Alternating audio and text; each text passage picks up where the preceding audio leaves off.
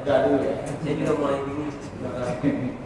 Tadi kan saya jelaskan tentang beberapa jenis galeri gitu. Bukan galeri itu sebenarnya pada prinsipnya adalah ruang untuk memajang dan melihat karya seni. Pengertian yang sangat sederhana. Bahkan secara etimologis sebenarnya istilah itu sebenarnya istilah yang berkaitan dengan terminologi arsitektur, karena galeri itu bagian dari satu bangunan yang lebih besar, di mana di situ dipajang ya karya seni gitu. Itu pengertian yang sangat etimologis gitu buat dia sebenarnya bagian dari ruangan yang lebih besar. Tapi yang tadi saya jelaskan sebetulnya beberapa tipe atau karakter galeri berdasarkan patronnya. Patronnya tadi saya sebutkan ada yang pemerintah, ada yang non pemerintah atau swasta. Kemudian yang patron itu seniman sendiri, artinya yang tadi saya katakan tadi self initiated atau artist initiated art space gitu ya. Ini yang umum kita lihat dan kita bisa membedakan berbagai jenis galeri, termasuk yang tadi Mas bilang memamerkan benda-benda etnik gitu ya. Saya pikir pembagian itu bisa kita pakai untuk melihat juga bagaimana visinya sebetulnya.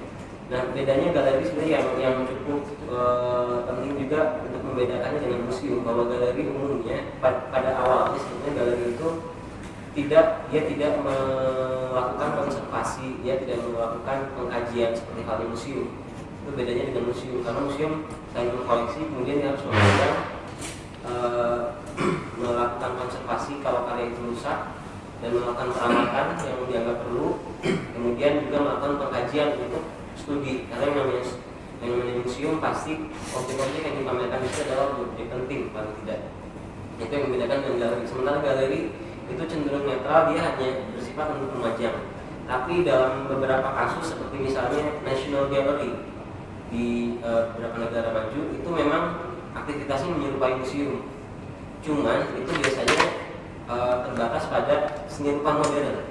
Jadi National Gallery of Australia misalnya atau National Gallery of negara apa gitu, itu membatasi pada pengkoleksian karya seni rupa modern gitu.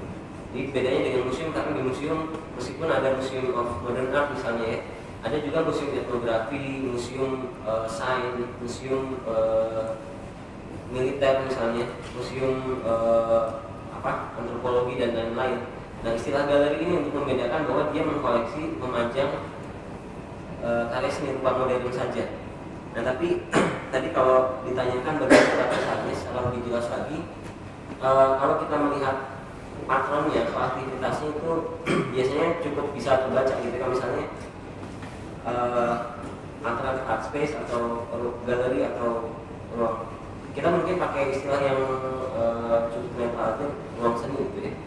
Ruang seni yang dikelola seniman itu biasanya dia cenderung independen dari sistem yang besar. Kalau dari swasta itu misalnya tergantung pada sistem komersial, bisnis gitu ya, dan pemerintah itu tergantung pada policy makro secara politik, sosial, ekonomi dan lain-lain. Nah, galeri yang digagas sendiri oleh seniman biasanya dia lepas dari dua patron itu gitu, cenderung lepas dari dua patron itu, walaupun pada prakteknya mereka juga tergantung pada funding saya bisa sebutkan, saya Cemeti itu tergantung pada funding foundation di luar, di Belanda, kebanyakan dari Belanda. Kemudian Bank Rupa juga dalam menjalankan programnya mereka disupport oleh foundation. Nah, itu saya bedakan saja, tapi sebetulnya kita bisa juga melihat ada diversifikasi gitu ya dalam pembagian itu, bahwa kalau yang namanya dia dari berpatokan pemerintah itu pasti yang dilakukan adalah aktivitas yang katakanlah cukup mapan gitu ya. Cukup mapan artinya dia mengkoleksi karya yang memang maestro gitu. Kemudian penting buat kepentingan negara itu sendiri, misalnya kalau itu galeri nasional. Kemudian galeri swasta tentu saja punya misi untuk istilahnya menjadi distributor gitu untuk para kolektor. Sementara art space itu bisa kita generalisir, mereka melakukan aktivitas yang katakan cukup eksperimental gitu, dengan memamerkan karya-karya misalnya instalasi yang tidak bisa dikoleksi khususnya di Indonesia ya. atau video art misalnya, itu cukup cukup jelas gitu terbaca dari 3 pembagian tadi sebetulnya. Dan ya memang betul bahwa istilah galeri kemudian sering dipakai sebagai istilah yang sangat arbitrari, jadi semena-mena sekali orang memakai. Bisa saja galeri foto, kemudian ada lagi galeri namanya galeri art gallery, tapi kemudian yang dipamerkan benda-bendanya betul, tapi itu resiko dari istilah galeri sendiri yang sebetulnya sangat cair gitu. Dan sebenarnya istilah kita juga bisa bikin sebuah museum pribadi, misalnya bisa aja, misalnya kita mengkoleksi boneka-boneka kecil di rumah, kita bilang museum juga bisa. Itu sebenarnya resiko penggunaan istilah yang arbitrer saja. Sedangkan misalnya saya ingin juga menyinggung tadi soal yang dikemukakan Mas Udin tadi dari Surabaya tentang bagaimana Sampurna juga punya konspirasi. Sebenarnya kalau saya lihat dari pola yang berlangsung di misalnya di Jepang atau di Amerika gitu ya, itu sangat umum bahwa sebuah korporasi, sebuah perusahaan besar itu punya galeri. Itu sangat umum di mana-mana gitu ya. Toyota itu yang saya tahu di Nagoya punya, kemudian ada satu perusahaan consulting di Tokyo, Mori, itu juga punya museum sendiri gitu ya. Dan sebetulnya sangat wajar kalau misalnya Sampurna kemudian punya museum sendiri yang itu tidak dibuka untuk publik. Masalah dibuka atau tidak untuk publik itu sebenarnya otoritas dari pemilik museum itu sendiri gitu ya. Dan tapi pada umumnya sebetulnya galeri atau museum yang dibuka oleh korporasi semacam itu biasanya dipakai juga untuk meningkatkan branding image gitu ya, bahwa biasanya orang-orang yang mengkoleksi karya-karya seni modern atau kontemporer kemudian dianggap lebih berbudaya gitu, karena pada sejarahnya sebetulnya seni modern kan muncul juga untuk memenuhi kebutuhan orang bourgeois sebetulnya. Jadi itu sangat umum dan itu sebetulnya kita tidak bisa protes juga dengan itu, bahwa misalnya seniman-seniman luar aja kemudian orang Surabaya misalnya nggak bisa ikut lihat masuk, karena itu policy yang sangat sangat pribadi gitu dari korporasi tersebut. Tapi itu misalnya itu berbeda lagi dengan galeri nasional. Kalau misalnya galeri nasional kemudian tidak mengakomodir pameran seniman Indonesia, misalnya galeri nasional Indonesia nih ya, kita ngomong. Kalau galeri nasional Indonesia tidak mengakomodir pameran seniman Indonesia sendiri, itu yang kita perlu duga sebetulnya, itu yang perlu kita duga sebagai konspirasi dan lain-lain. Dan itu menjadi sangat tidak umum kalau galeri yang sifatnya nasional dan publik sifatnya itu tidak mengakomodir kepentingan bersama. Dan galeri-galeri nasional di luar itu biasanya mereka menjalankan programnya dari pajak yang dibebankan untuk warganya gitu. Jadi misalnya ada galeri kota gitu atau galeri nasional di Jepang itu mereka bahkan untuk membuat akuisisi gitu, pembelian karya itu mengambil dari pajak yang diambil dari aktivitas warga kotanya. Jadi itu sangat terkait dengan kepentingan umum. Dan kalau misalnya nanti galeri itu kemudian membeli karya ya, ini yang seperti yang juga terjadi di Rijksmuseum di Amsterdam, itu mereka waktu membeli karya Damien Hirst itu yang dipotong-potong itu dimasukin ke dalam akuarium, itu semua warga bisa protes, warga kota itu bisa mengajukan gugatan gitu. Masa pajak saya dipakai untuk membeli karya seni semacam ini gitu. Dan mekanisme itu sebetulnya yang seharusnya bisa dijalankan juga di galeri nasional di kita ini gitu. Mungkin menyinggung sedikit-sedikit dari beberapa pertanyaan tadi. Silakan yang lain menambahkan. Iya Pak.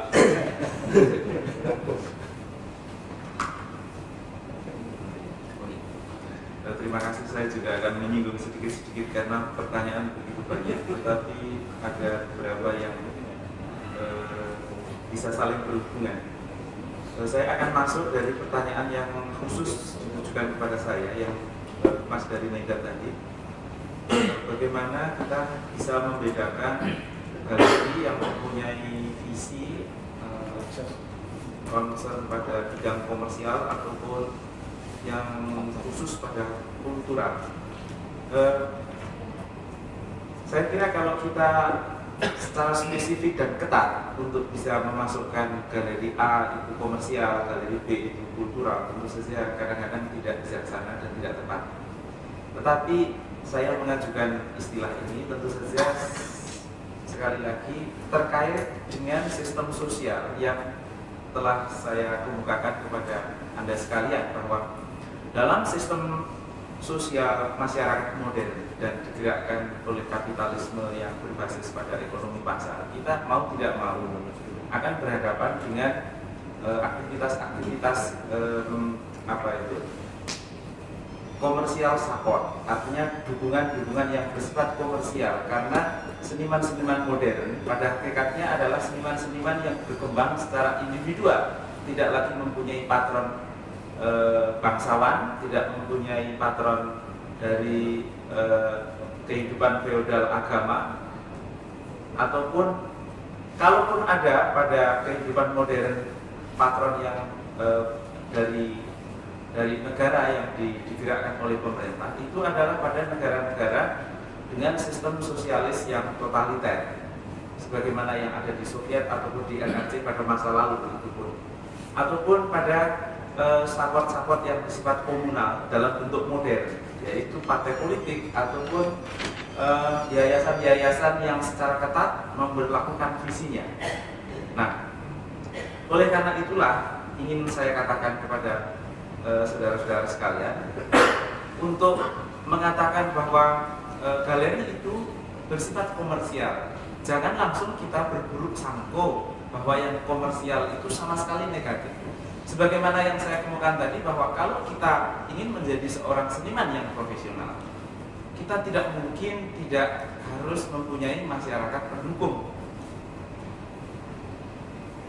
Dan karena kita berada dalam sistem sosial modern dan digerakkan oleh ekonomi pasar dalam bentuk kapitalistik, maka kita juga mau tidak mau berurusan dengan bentuk dukungan yang komersial itu.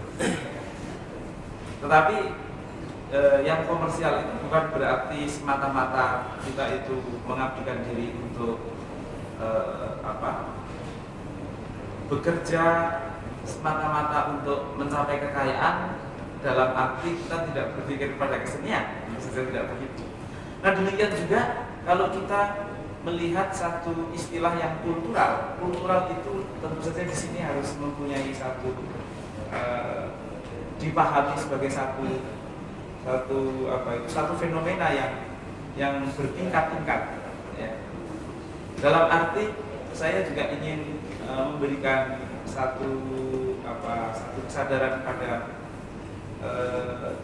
saudara-saudara sekalian, bahwa dalam hal seperti ini juga jangan langsung dikonotasikan pada sesuatu yang tentu langsung berdimensi positif sebagai kebalikan dari yang komersial. Sebagaimana yang telah kita bicarakan bersama tadi, bahwa hal-hal yang berdimensi kultural kadang-kadang juga mengandung suatu motif-motif komersial di sebaliknya, tentu saja kan.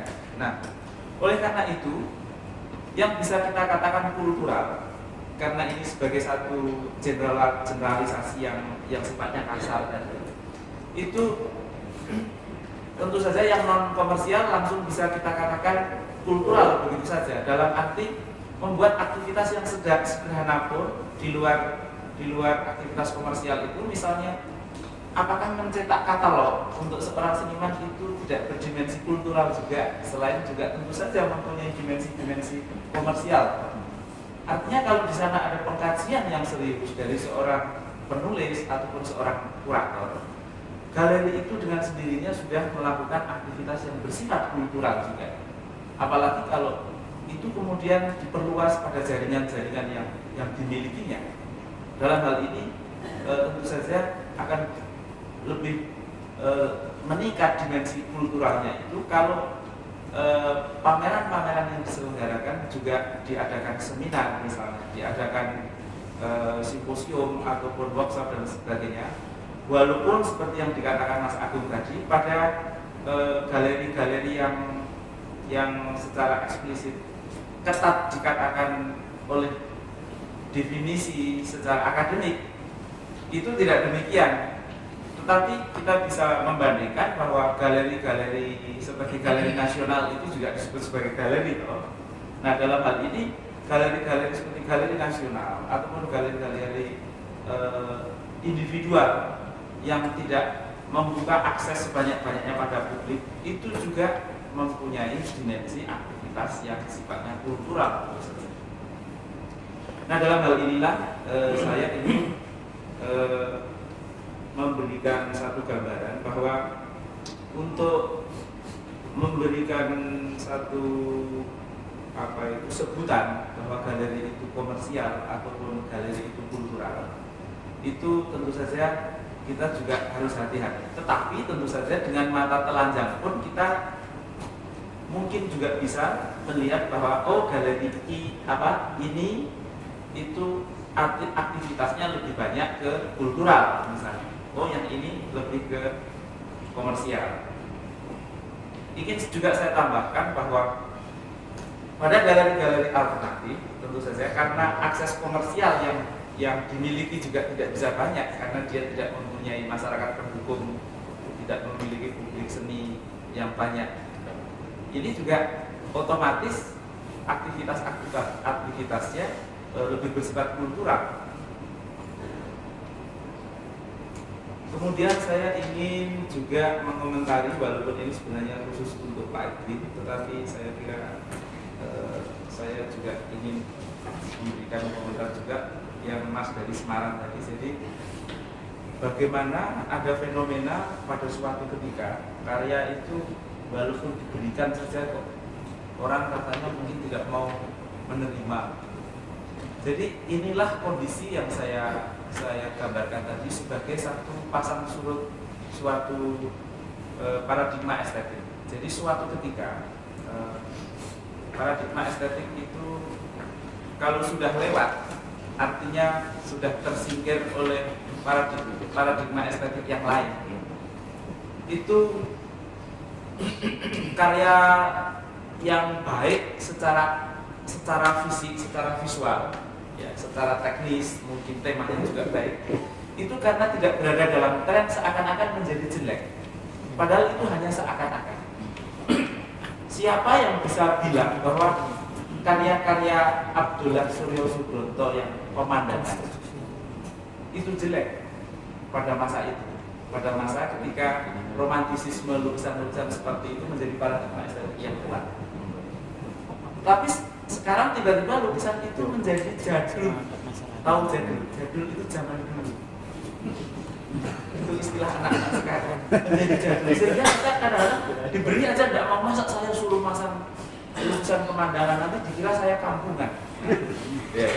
Padahal karya itu sebenarnya juga tidak jelek. Kalau dikaji secara ilmiah dari segi komposisi tema dikaji keterkaitan dengan konteks-konteks zaman yang membahas, karya itu sebenarnya merupakan karya yang baik. Tetapi suatu ketika dalam perkembangan dialektika paradigma estetik tadi, tren-tren estetik itu kan menjadi tersingkir sebagaimana seni lukis abstrak yang saya kemukakan tadi. Padahal suatu ketika seni lukis abstrak itu dari pemberontak kemudian menjadi tesis besar, sekarang mulai tersingkir lagi. Nah, kemungkinan yang kedua adalah ketika seniman itu menjadi tumpul kecakapan sosialnya. Saya bisa memberi banyak contoh bahwa seniman-seniman dengan estetika yang lama sekalipun,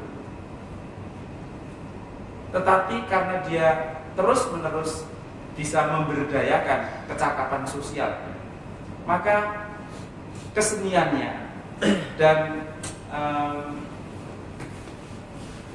pergaulannya dia itu bisa diterima di mana-mana. Nah, saya ingin kembali lagi mengulas masalah kecakapan sosial ini. Di mata pengelola galeri seperti Pak Edwin, kecakapan sosial ini menjadi taruhan juga sebenarnya. Jadi profesionalitas seorang seniman, seorang kurator, kritikus dan sebagainya itu selalu dilihat apakah Anda itu memiliki persyaratan ABCD yang tadi. Kemudian ditambah apakah Anda mempunyai kedisiplinan. Saya tadi menambahkan apakah Anda cukup menguasai ilmu-ilmu yang Anda miliki, Anda mempunyai penguasaan teknologi sekarang yang bisa untuk berkomunikasi. Apakah Anda mempunyai cukup pergaulan sosial yang mempunyai kelenturan tinggi. Dalam beberapa hal, kecakapan sosial ini juga di mata para pemberontak, para seniman-seniman pemberontak, para seniman-seniman maverick itu dianggap sebagai sikap-sikap yang munafik, kompromis atau apa tadi? Itu ya semacam itulah. Tetapi di lain pihak kalau kita hayati sikap-sikap yang dikembangkan oleh orang-orang profesional atau dalam istilah saya tadi integrated profesional itu membutuhkan satu pengorbanan yang luar biasa juga. Tidak setiap orang mempunyai satu kelenturan sikap untuk bisa bergaul dengan baik, untuk bisa menguasai ilmu-ilmu dengan baik, untuk menguasai teknik dengan baik, untuk menguasai manajemen dengan baik dan sebagainya. Tetapi di lain pihak juga bagi orang-orang integrated profesional, para pemberontak itu juga mempunyai pengorbanan yang luar biasa. Dalam hati mereka mungkin dibilang begini, kok hidupnya selama bertahun-tahun itu hanya diabadikan untuk mengikuti emosi-emosinya saja. Karena apa? Karena para maverick ini kan tidak kunjung mempunyai kecakapan sosial untuk bisa bersikap tanda petik kompromi, pengorbanan dalam pergaulan dan sebagainya. Tetapi di lain pihak orang-orang maverick ini selalu merasa inilah idealisme yang harus dijaga dengan baik. Saya kira dalam sejarah seni rupa modern kita bisa melihat tokoh-tokoh seperti Van Gogh. Ini adalah contoh maverick yang sejati. Jadi tertutup, tidak mempunyai masyarakat pendukung sama sekali. Tetapi oleh sejarah dia itu bertemu dengan keunikan kondisi necessary condition, kondisi yang diperlukan sehingga dia bisa muncul seperti itu. Misalnya kalau di Indonesia kita juga bisa melihat Nazar, ya, apalagi Nazar itu juga pemuja Van Gogh. Ya. Jadi dengan kata lain, Mas yang dari Semarang, walaupun suatu ketika paradigma estetik itu berkembang, diterima kemana-mana, tetapi kalau senimannya tidak mempunyai kecakapan sosial, akhirnya juga ini tidak bisa tidak bisa kunjung terintegrasi pada masyarakat lain. Dengan kata lain, tidak bisa dikenal. Sehingga sebelum dia dikenal, terus trennya surut, dikasih aja ya nggak mau. Kalau dikasih, walaupun trennya sudah surut, wah ini lukisan Ahmad Sadali, wah mesti Pak Idris tetap mau. Apalagi dikasih. Tetapi kalau sudah itu paradigma estetiknya lewat, dengan istilah awamnya udah nggak musim, tapi udah nggak dikenal lagi, dikasih aja nggak mau. Tetapi tentu saja itu masih terbatas dalam analisis saya. Ada kemungkinan yang lain yang tidak bijaksana kalau saya hanya mengatakan bahwa dua kemungkinan yang saya tawarkan itu sebagai satu-satunya kemungkinan ya, ada pada fenomena ini. Jadi dengan demikian saya ingin juga memberikan kesadaran pada kita semua bahwa dalam kesenian kita nggak bisa sebenarnya main absolutan. Jadi kalau komersial begini jelek, kalau ini bagus, kalau ini benar, inilah yang sering memperkeruh pandangan-pandangan kita pada dunia seni rupa kita. Terima kasih.